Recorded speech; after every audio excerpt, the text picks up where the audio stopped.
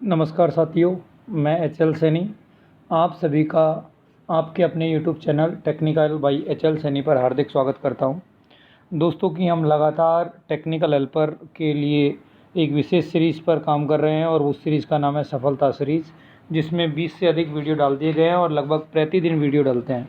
ठीक है ना। तो जो भाई आज पहली बार चैनल पर, उससे रिक्वेस्ट ये है कि एक बार चैनल को सब्सक्राइब करके बेल आइकन प्रेस कर ले। ठीक है ना। और जो दोस्त पहले से जुड़े हुए हैं, प्रतिदिन लेक्चर देखते हैं, उन सभी से एक अनुरोध है कि एक बार वीडियो को लाइक करें और एक बार अपने दोस्तों में शेयर कर दीजिए। ठीक है। शेयर करने का, लाइक करने का काम सिर्फ एक बार ही करना है और ये सब काम करने के पश्चात आप अपना काम स्टार्ट कर दीजिए, मतलब वीडियो को देखने का काम स्टार्ट कर दीजिए। बार बार लाइक शेयर करने के लिए मैं बोलूँगा भी नहीं, सब समझदार हो। कई बार होता क्या है कि तुम जितने लोग देखते हैं ना, उतने के 1/4 भी लोग लाइक नहीं करते हैं। पता नहीं क्या प्रॉब्लम है आप लोगों को, डिसलाइक ही कर दिया करो। मुझे यूँ तो लगे कि मेरे जो विद्यार्थी हैं, मेरे जो दोस्त हैं गण, जो देख रहे हैं, पढ़ रहे हैं, उनको ये तो लगे ना कि हाँ, हमको इनके वीडियो पसंद है या नहीं है। तो दो चीज़ों में से एक प्रतिक्रिया दो। तुम तो बीच में रहते हो, धोबी के कुत्ते वाली स्थिति करते हो, ना इधर के ना उधर के। तो या तो लाइक ठोको या डिसलाइक ठोको, पता तो लगे ना मुझे कि मेरे में क्या कमी रह रही है। तो आप कुछ भी प्रतिक्रिया नहीं देते हो। ये तो मैं वीटो पावर का इस्तेमाल मत करो, ये तुम चाइना मत बनो या अमेरिका मत बनो, किसी के पक्ष में नहीं बोलते हो। कौन सी दुनिया में जीते हो। चलो कोई बात नहीं, छोड़िए। हाँ, कल वाली क्लास में मैंने अंत में क्वेश्चन दिया था और अंत वाला जो क्वेश्चन था वो ये था कि जो ऊर्जा है और जो शक्ति है, उसका अनुपात किसको प्रदर्शित करता है। तो ऊर्जा का मतलब हो जाएगा शक्ति गुणा समय, और उसमें किसका भाग लगाएंगे, शक्ति का। तो शक्ति से शक्ति कट जाएगी, उत्तर क्या आएगा, समय। तो जिन भाइयों ने कल उसका आंसर डी किया, जैसे कि विजय सैनी, महेंद्र कुमार प्रजापति जी और एक दो विद्यार्थी और है जिन्होंने सही आंसर किया था। ठीक है। मैं प्रतिदिन लेक्चर के पश्चात अंत में क्वेश्चन देता हूं, जो है जो आपका होमवर्क होता है, जिसका कुछ विद्यार्थी रिप्लाई करते हैं, कुछ लोग रिप्लाई देना ज़रूरी नहीं समझते, क्योंकि उन लोगों को काफ़ी लिमिट से ज़्यादा ज्ञान है। और जिन आदमियों को जब ज़्यादा ज्ञान हो जाता है तो उनको अध्ययन की शायद मुझे लगता है खास ज़रूरत भी नहीं होती है ना। चलो कोई बात नहीं है, जवाब देना नहीं देना आप पर निर्भर करता है, बाकी कोई बात नहीं। ठीक है।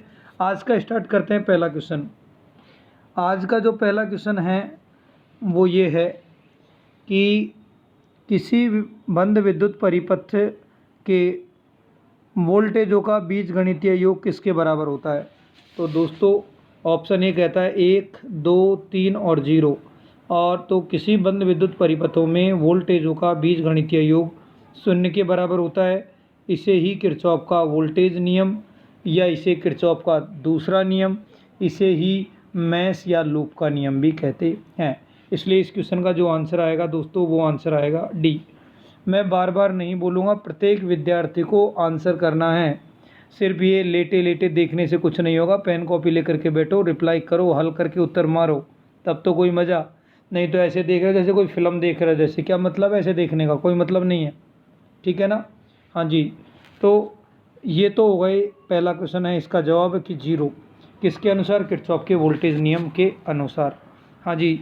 जो अगला क्वेश्चन है, उस अगले क्वेश्चन को देखिए ज़रा। हाँ जी, जो नेक्स्ट क्वेश्चन है वो ये है कि दिए गए परिपथ में किरचॉफ के धारा नियम के अनुसार धाराओं का संबंध क्या होगा।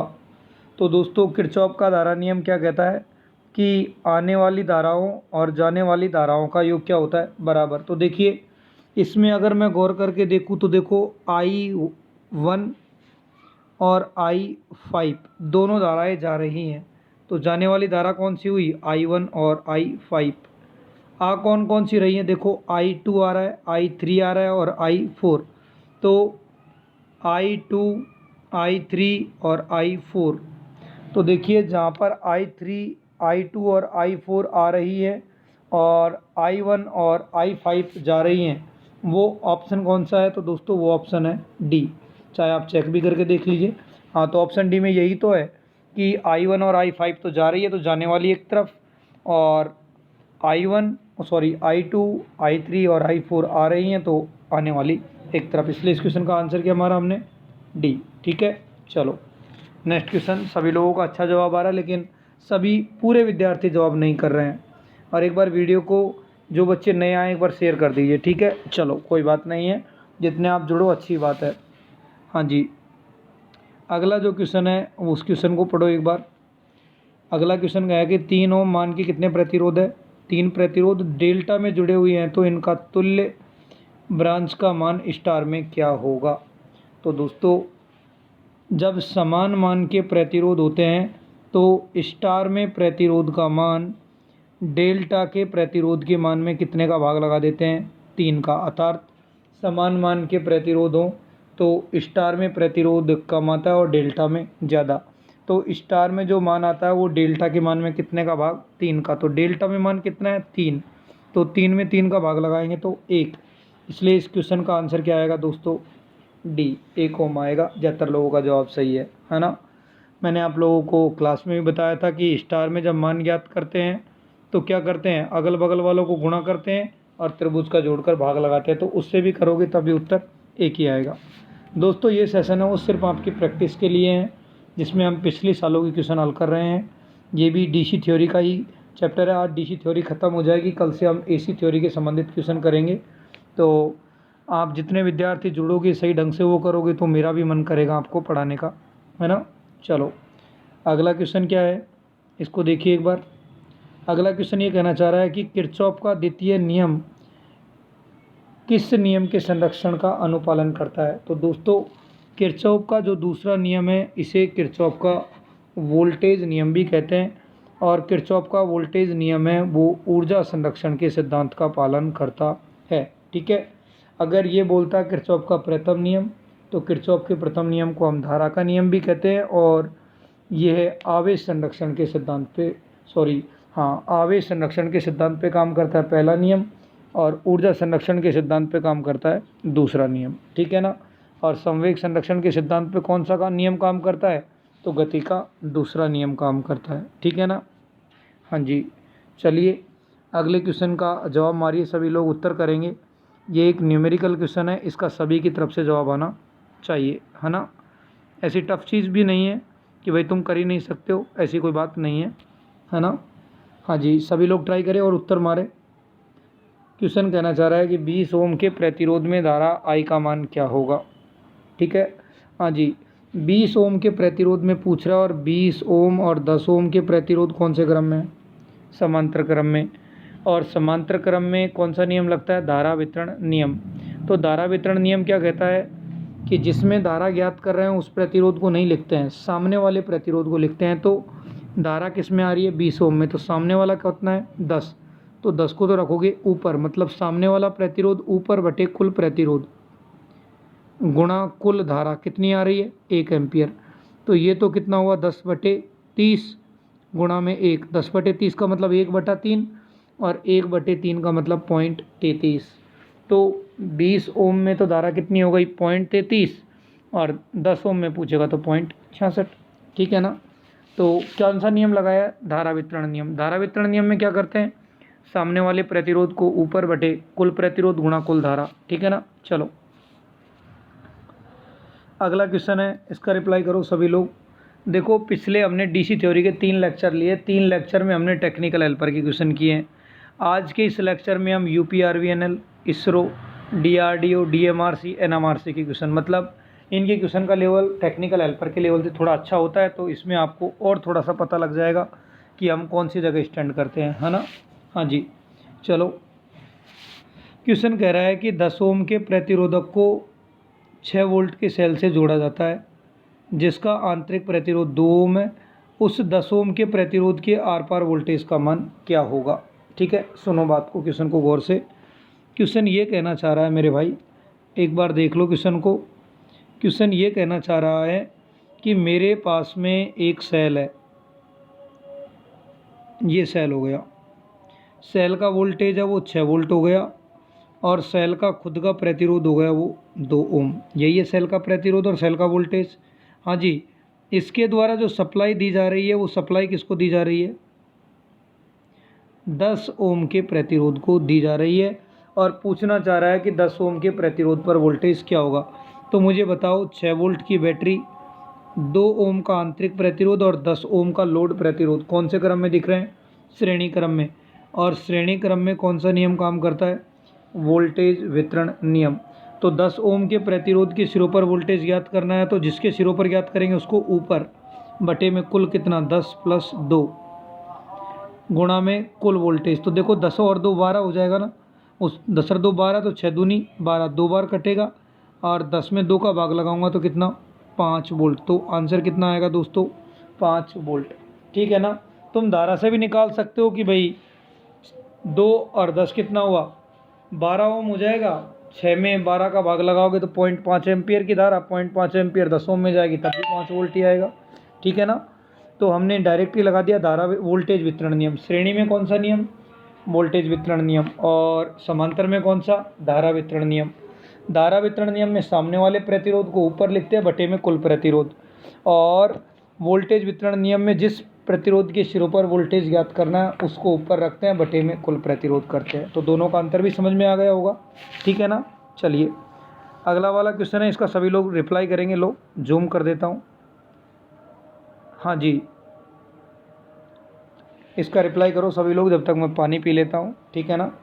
ऐसी बात नहीं है दोस्तों, ये मैंने सिर्फ तुम्हारे लिए है, नहीं तो मैं डेली 5-6 घंटे की क्लास लेता हूँ ऑफलाइन संस्थानों में, उसके पश्चात शाम को तुम्हारे लिए वीडियो बनाता हूँ।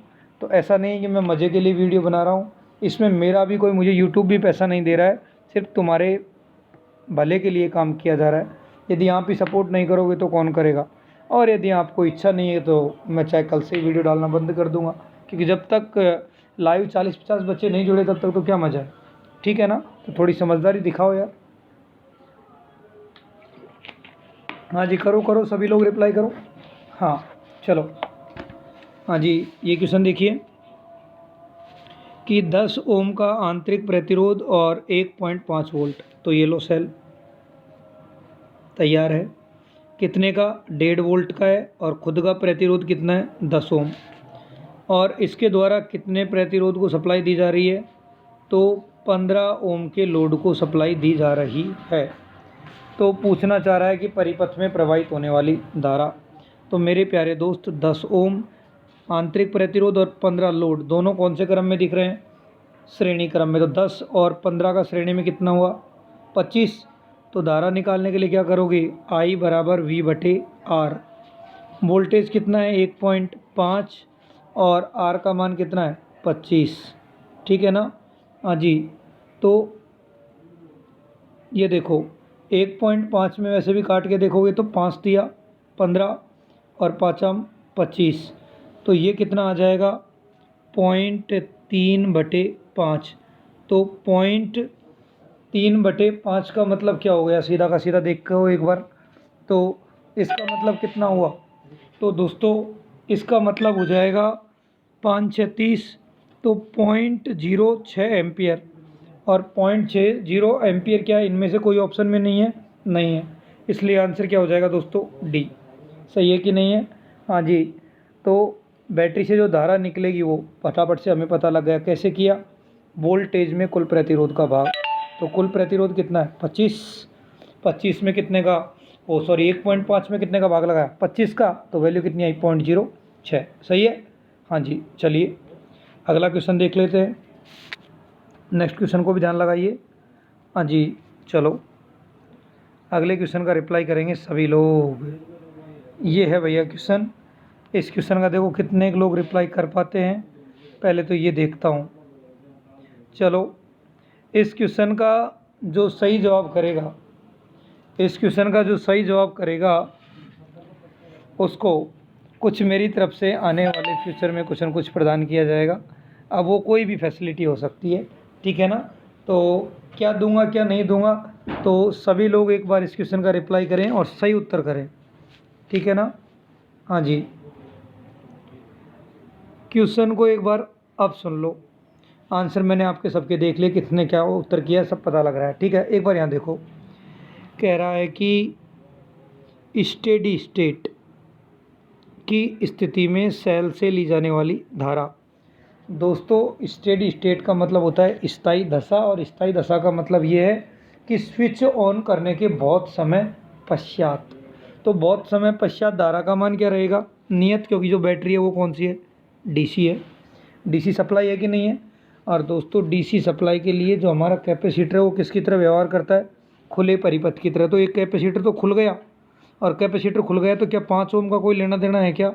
तो जवाब आएगा सर इसका कोई लेना देना नहीं है, क्योंकि ये परिपथ खुल जाएगा तो इसका कोई मतलब नहीं है।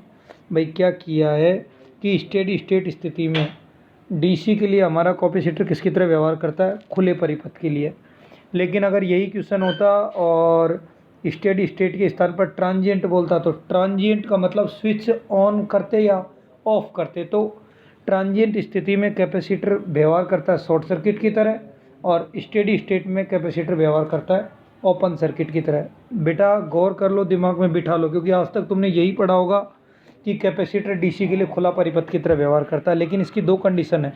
एक होता है स्टेडी स्टेट, मतलब स्थायी दशा, स्विच ऑन करने के बहुत समय पश्चात। तो स्विच ऑन करने के बहुत समय पश्चात का मतलब होता है कि स्थिर वैल्यू, उस समय कैपेसिटर खुले परिपथ की तरह। और ट्रांजिएंट मतलब एज ए सप्लाई ऑन करते समय कैपेसिटर शॉर्ट सर्किट। तो ये खुलेगा तो 5 ओम के प्रतिरोध में भी धारा नहीं जाएगी, मतलब ये दोनों तो गायब। अब बचे क्या? 2 ओम, 3 ओम और 4 ओम कौन से क्रम में है? समांतर क्रम में है, ठीक है ना। और फिर इनके श्रेणी में कौन सा है? 5 ओम। तो पहले देखो मैं इनका तुल्य प्रतिरोध निकाल देता हूँ। किस किस का? मैं तुल्य प्रतिरोध निकाल देता हूँ। एक बार देखो, थोड़ा सा मैं साइड में ले लिया क्वेश्चन को, है ना। हाँ देखिए, 1/2, 1/3 और 1/4। तो कॉमन क्या आ जाएगा? 12। 2 6 12, 3 चौके 12 और 4 तिया 12। 6 और 4 10 3 13। तो ये हुआ 13/12। और तुल्य प्रतिरोध निकालूंगा तो क्या करना पड़ेगा? उल्टा। तो दोस्तों इन तीनों का मतलब यहाँ तक के परिपथ का जो तुल्य प्रतिरोध आया वो कितना आया? 12/13। गुरुजी आ तो ये 13/12 रहा था, नहीं। तुल्य निकालेंगे तो उल्टा करेंगे कि नहीं? तो ये पूरा तो आ गया 12/13, ठीक है ना। ये तो समझ गए होंगे कि जो यहाँ तक का जो मैटर है ना, ये पूरा, ये कितना आया है? 13 जो अभी जो हमने वैल्यू निकाली थी उससे हमें यहाँ तक की वैल्यू कितनी आई है मेरे दोस्त? तो यहाँ तक की जो वैल्यू आई है वो नीचे 12 था तो वो ऊपर आ जाएगा, तो ये हो जाएगा 12/13। सही है कि नहीं है? अब देखो ये 5 ओम का श्रेणी क्रम है, तो प्लस का क्या कर दिया? 5। हाँ जी, इसके नीचे एक मान लो, एलसीएम कितना आ जाएगा? 13। आएगा कि नहीं आएगा दोस्तों? हाँ या ना? तो चलो 13 लघुत्तम आ गए, तो ये तो कितना हो गया? 12। और ये कितना हो गया? 13 पंजो 65। और 65 और 12 कितने होते हैं? 77। तो तुल्य प्रतिरोध तो हो गया दोस्तों 77/13। ओके, तो जो तुल्य प्रतिरोध आया वो तो कितना आ गया हमारे पास में कंप्लीट परिपथ का? 77/13। लेकिन परिपथ पूछना चाह रहा है धारा, तो आई ज्ञात करूँगा तो V/R, और V का मान कितना है? 10, ठीक है। तो V का मान तो 10 रख दिया, और R का मान कितना है? 77/13। 13 कहाँ चले जाएगा? ऊपर। और 13 × 10 करूँगा तो 130, तो 130/77। आप में से जिन भाइयों का उत्तर B आया है उन सबका करेक्ट है, ठीक है ना। क्या किया है? कुछ नहीं किया है कि भैया डीसी सप्लाई के लिए स्टेडी स्टेट में ये खुला परिपथ, तो इसका कोई मतलब नहीं रहा। इन तीनों का समांतर में जो वैल्यू आई वो आई 12/13। फिर श्रेणी में जोड़ दिया 5, तब हमारे पास में जो वैल्यू आई थी वो हमारे पास में कितनी आई थी? 77/13। और धारा निकालेंगे तो उसको V/R कर दिया, उससे हमारे पास में धारा की जो वैल्यू आई वो 130/77, ठीक है ना। जिस भाई को थोड़ा कम समझ में आया है, एक बार इसको दोबारा से रिपीट करके देख लेना, ज़्यादा क्लियरिटी आ जाएगी, ठीक है ना। चलो हाँ जी, अगला क्वेश्चन का जवाब लगाएंगे सभी लोग। हाँ जी, एक बंद विद्युत परिपथ में IR मतलब वोल्टेज पात का बीजगणितीय संकेत मुख्य रूप से किस पर निर्भर करता है? तो मुख्य रूप से जो संकेत है इसका मान किस पर निर्भर करता है दोस्तों? तो किसके द्वारा प्रवाहित होने वाली धारा की दिशा के द्वारा। कि मान लो कि कोई प्रतिरोध में वोल्टेज ड्रॉप है, ये प्लस होगा या माइनस होगा, ये किस पर निर्भर करता है? उससे प्रवाहित होने वाली धारा की दिशा पर। तो ये पूछना चाह रहा है संकेत का मतलब चिन्ह या प्लस और माइनस, तो वो किस पर निर्भर करता है? प्रवाहित होने वाली धारा पर। और पूछता कि वोल्टेज का मान, ये पूछ रहा है बीजगणितीय संकेत वैल्यू नहीं पूछ रहा है, मान तो किस पर निर्भर करता है, धारा और प्रतिरोध दोनों पर, है ना। तो धारा की दिशा होगी, उसी दिशा में वोल्टेज आएगा, प्लस और माइनस, है ना। तो यह संकेत का मतलब है प्लस और माइनस चिन्ह से, ठीक है। चलो हाँ जी, अगला क्वेश्चन कि यदि इस नियम के अनुसार प्रत्येक बंद परिपथ में सभी वोल्टापात का योग शून्य के बराबर होता है। किस नियम के अनुसार बंद विद्युत परिपथ में सभी वोल्टताओं का योग शून्य होता है? तो दोस्तों ये होता है किरचॉफ का दूसरा नियम या किरचॉफ का वोल्टेज नियम। इसे मेश या लूप का नियम भी कहा जाता है। तो इसका जो आंसर होगा दोस्तों वो क्या आएगा, बी आएगा, ठीक है ना। चलो अगले क्वेश्चन का सभी लोग रिप्लाई करो जब तक मैं फिर से पानी पीता हूँ।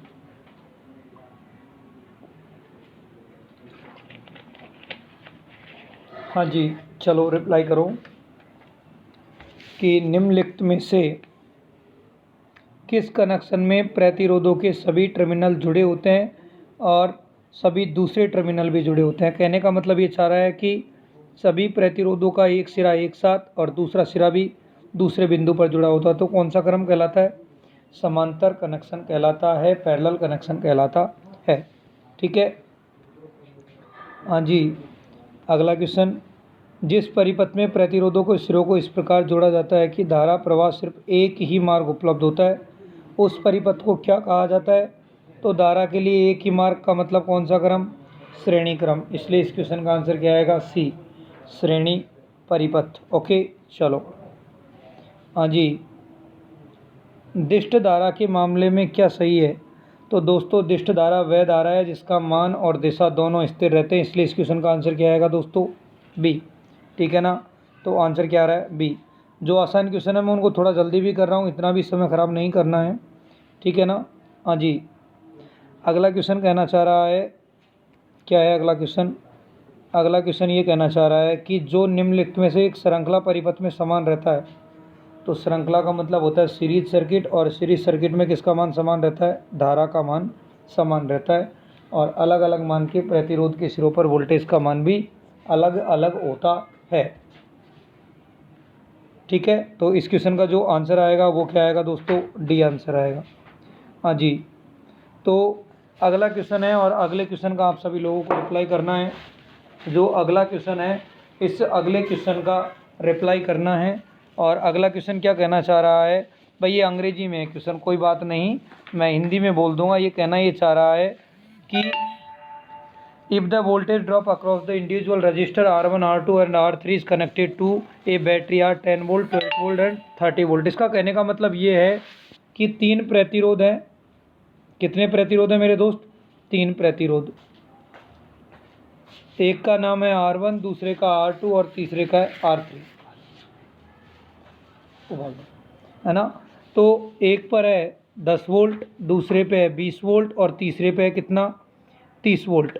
तो बोल रहा है कि बैटरी के सिरों पर कुल कितना वोल्टेज हुआ, तो 10, 20 और 30 कितना हुआ, 60 वोल्ट। इसलिए आंसर क्या हो जाएगा मेरे दोस्तों, तो आंसर आएगा 60 वोल्ट, क्योंकि बैटरी से तभी जोड़ेंगे जब तीनों सीरीज में जोड़ेंगे। अगर उसके सिरों पे समांतर की बात करते तो समांतर की बात यहाँ पर नहीं की गई है, इसलिए उत्तर कितना आएगा, 60। अगर ये समांतर में होता तो वोल्टेज सब पे क्या आता, समान आता, ये हम भी जानते हैं। इसका मतलब ये कौन से क्रम में होंगे, श्रेणी क्रम में ही रहे होंगे। किसी के दिमाग में आया कि सर ये क्या कर दिया आपने, तो ऐसा नहीं है, ठीक है ना। चलो अगले क्वेश्चन का रिप्लाई करोगे, चलो देखते हैं कितने लोग इसका रिप्लाई कर पाएंगे, फिर मैं बताता हूँ, ठीक है। ये दे दिया है पूरा कि दिए गए चित्र में परिपथ को पहचानिए। तो मैंने आप लोगों को पढ़ाया है, दो प्रकार के स्रोत होते हैं, और वो स्रोत होते हैं एक तो निर्भर वाले, एक तो कौन से वाले होते हैं, निर्भर वाले स्रोत होते हैं, और दूसरे वाले स्रोत कौन से वाले होते हैं, स्वतंत्र वाले स्रोत होते हैं, ठीक है ना। तो निर्भर वाले स्रोत होते हैं उनको किसके द्वारा दर्शाया जाता है, डायमंड के द्वारा। तो यहाँ पर जो डायग्राम बनाया गया है वो किसके द्वारा बनाया गया है, डायमंड के द्वारा। तो कौन सा स्रोत होगा ये, निर्भर। बीच में किसका निशान लगा हुआ है, तीर का। तो ये कैसा स्रोत हुआ दोस्तों, ये कैसा स्रोत हुआ, तो ये एक धारा स्रोत। तो देखो ऑप्शन ए और बी तो ऐसे ही गलत हो गए, ऑप्शन सी और डी में देखेंगे तो दोनों धारा स्रोत हैं। लेकिन देखो एक में क्या बोल रखा है कि धारा नियंत्रित धारा स्रोत है और एक है वोल्टेज नियंत्रित धारा स्रोत है। तो देखो इसमें बाहर क्या लिखी हुई है, धारा, इसका मतलब ये कौन सा स्रोत हुआ, धारा नियंत्रित धारा स्रोत, इसलिए आंसर क्या आएगा दोस्तों, सी आएगा। ठीक है, चलो इस क्वेश्चन का सभी लोग रिप्लाई करेंगे एक बार जल्दी से। हाँ जी, ये बोल रहा है कि दिए गए परिपथ में धारा खोजे, खोजने का मतलब गांव से निकाल के नहीं लेके आनी है, जो क्वेश्चन दिया हुआ है इसमें से धारा निकालनी है। प्रतिरोध का जो मान है दोस्तों, उस प्रतिरोध का मान कितना दे रखा है, 2 किलो ओम। 2 किलो ओम का मतलब है 2000 ओम। ओके, पूछना चाह रहा है आई का मान, तो आई बराबर होता है वी बटे आर। वी का मान कितना है 9 और आर का मान कितना है 2 किलो ओम। तो 9 में 2 का भाग लगाएंगे तो कितना आएगा 4.5, और किलो, किलो का मतलब 10⁻3, ऊपर जाएगा तो किसका, माइनस का, तो माइनस का 3 का मतलब मिली। तो ध्यान रखना उत्तर 4.5 नहीं आएगा, 4.5 मिली एम्पियर आएगा। सर ये कैसे कर दिया आपने, तो दोस्तों किलो का मतलब होता है 10⁻3, ऊपर जाएगा तो माइनस का, और माइनस का 3 का मतलब होता है मिली। बात पहले पढ़ रही है कि नहीं, इसलिए आंसर क्या आएगा डी। बी उत्तर करने की ज़रूरत नहीं है, हड़बड़ाहट में कहीं बी कर दो, है ना। इसलिए इस क्वेश्चन का जो आंसर आएगा वो क्या आएगा मेरे दोस्तों, तो इस क्वेश्चन का आंसर आएगा बी। हाँ जी, चलिए अगले क्वेश्चन को देखो। ये कह रहा है कि 3 समान मान के प्रतिरोधक पहले समांतर क्रम में जुड़े हैं, उसके बाद श्रेणी क्रम में पहले को दूसरे के साथ संयोजित करने पर परिणामी प्रतिरोध क्या होगा। तो पहले कौन से क्रम में, समांतर में, तो आर का मतलब प्रतिरोध और पी का मतलब पैरेलल में। तो अगर 3 समान मान के होंगे तो कितना हो जाएगा R/3, और जब ये सीरीज में बोलेगा तो सीरीज में तीनों जुड़ेंगे तो कितना 3R, R से R कटेगा तो 3 ये भी नीचे है, तो कितना हो जाएगा 3×3 = 9। इसलिए जो उत्तर आएगा वो 9 गुणा नहीं 1/9 आएगा। कैसे, क्योंकि समांतर में तो हो जाएगा R/3, भाई समान मान के 3 है तो R/n ही तो करते हैं, तो 3 हो गए तो R/3। श्रेणी में समान मान के तो NR, तो ये हो जाएगा 3R, R से R 3 नीचे, ये भी नीचे, तो 3×3 = 9, तो उत्तर कितना आएगा 1/9। ठीक है ना, चलो ये इस टाइप का जो क्वेश्चन है ज़्यादातर बच्चों को पता नहीं होता है, कालांतर में जब आप लोग ऐसी थ्योरी पढ़ोगे तो इस प्रकार के क्वेश्चन देखने को मिलेंगे, है ना। तो विशुद्ध का मतलब होता है शुद्ध की बात कर रहा है ना। तो शुद्ध प्रतिरोध परिपथ में क्या होता है, तो दोस्तों 3 चीज़ें होती हैं। एक ऐसा परिपथ जिसमें केवल क्या हो, रजिस्टर हो, एक ऐसा परिपथ जिसमें केवल इंडक्टर हो, और एक ऐसा परिपथ जिसमें केवल क्या हो, कैपेसिटर। तो शुद्ध जो रजिस्टर या प्रतिरोध वाला परिपथ होता है, इसमें धारा और वोल्टेज दोनों क्या होते हैं, एक ही कला में होते हैं, अर्थात उनके बीच में जो कोण होता है वो 0 डिग्री। और जो शुद्ध इंडक्टर होता है मतलब प्रेरक होता है, इसमें जो धारा है वो धारा होती है वो 90 डिग्री पीछे होती है, किससे, वोल्टेज से। और जो शुद्ध कैपेसिटर होता है इसमें धारा 90 डिग्री क्या होती है, आगे। तो तीनों का कंसेप्ट समझ में आ गया होगा कि शुद्ध प्रतिरोध में धारा और वोल्टेज के बीच में 0 डिग्री का कोण, अर्थात दोनों एक ही कला में होते हैं। इसलिए आपके क्वेश्चन का आंसर तो सीधा पता लग गया कि आंसर क्या आएगा, ए। लेकिन अगर ये इंडक्टर होता तो क्या उत्तर आता इसका कि धारा 90 डिग्री पीछे होती है वोल्टेज से। अगर ये कैपेसिटर होता तो उत्तर क्या आता कि इसमें कि धारा वोल्टेज से 90 डिग्री आगे होती है। सही है ना। चलो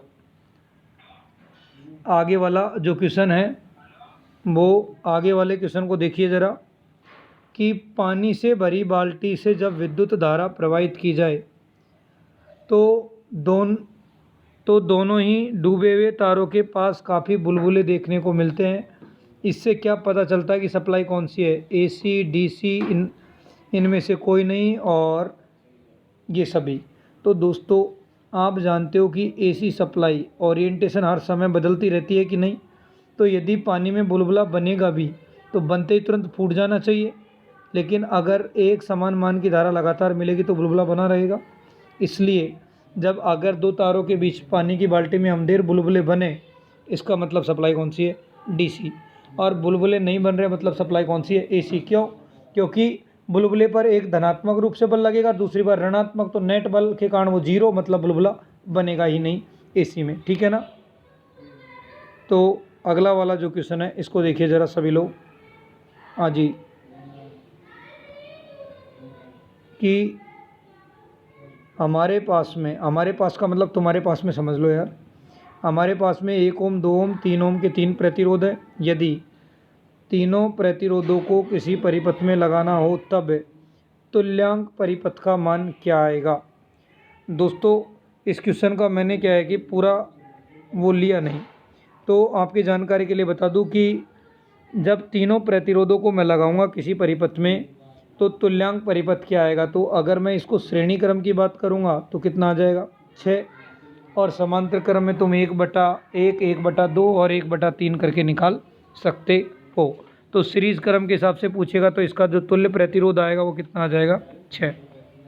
हाँ जी, चलिए अगला क्वेश्चन का रिप्लाई करेंगे सभी भाई।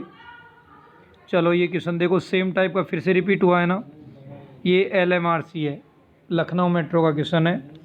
तो ये पूछना चाह रहा है कि धारा I5 का मान क्या होगा। तो किरचॉफ का धारा नियम ये कहता है कि आने वाली धाराओं का योग। तो देखो 3 धाराएं आ रही हैं, 10, 2 और 3। तो 10 और 2 12 और 3 15। 15 तो धारा एम्पियर की धारा तो आ रही है। जा कौन कौन सी रही है, एक 4 की और एक I। तो I का मान ज्ञात करूँगा तो 15 में से कितना घटा दूंगा 4। भाई खुद भी आइडिया लगा के देख लो कि 10, 2, 12 और 3 15 आ रही है, 4 चली गई तो कितनी बची है 11। तो I5 का मान जो उत्तर आएगा वो कितना आएगा दोस्तों 11 एम्पियर। ठीक है ना। चलो अगला जो परिपथ है इस क्वेश्चन का जवाब सभी लोग करेंगे एक बार। हाँ जी, रिप्लाई कीजिए प्लीज़। सभी से अनुरोध है कि इस क्वेश्चन का उत्तर करें। ये कहना ये चाह रहा है कि दिए गए परिपथ में धारा I का मान, और I का मतलब है कि बैटरी से निकलने वाली धारा। तो मुझे बताओ ये 2 ओम और ये 2 ओम कौन से क्रम में है, कौन से क्रम में है दोनों।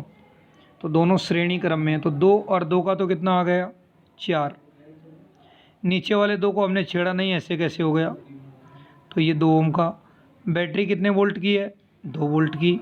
तो देखो समांतर में 2 और 4 का कितना आएगा, तो 2 गुणा 4 और 2 प्लस 4। तो कितना आया 8/6, और 8/6 का मतलब हो गया 4/3 ओम। अगर अब मुझे क्या चाहिए, किसका मान, धारा का मान। तो दोस्तों इनका देखो 4 हुआ है ना, 4 और 2 का समांतर में कितना आ जाएगा 4/3। हल करके देख लो, 4 दूनी 8 और 4 2 6, तो 8/6 का मतलब 4/3। तो अब हमें चाहिए धारा। धारा का मतलब है V/R, और V का मान कितना है 2, R का मान कितना है 4/3। 2 दूनी 4, 3 का आ जाएगा ऊपर, और 3/2 का मतलब होता है 1.5 एम्पियर। इसलिए आंसर क्या आएगा दोस्तों A, 1.5 एम्पियर। ठीक है ना।